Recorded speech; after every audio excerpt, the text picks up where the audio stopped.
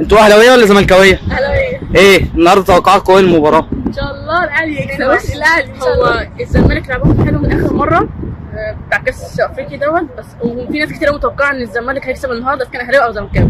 وانا من الناس الاهلي متوقعه ان يعني انت خايفه قلقانه من الزمالك؟ يعني انا قلقانه. شعورك ايه بعد هدف ناصر منسي؟ بص هو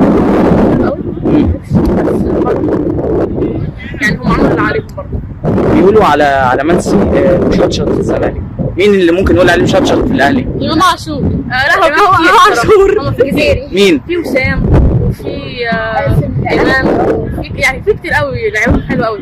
اخيرا كده توقعكم ايه ان شاء الله للنتيجه؟ الاهلي يكسب ان شاء الله. الاهلي كام؟ ان شاء الله 3-0. لا 3-1 بالكتير. اصل انت الاهلي 2-1 للاهلي. الاهلي والزمالك دول 2-4. يعني انت لسه معلقه؟ خايفه؟ لا هو ممكن ضربات جزاء؟ هو مش كده.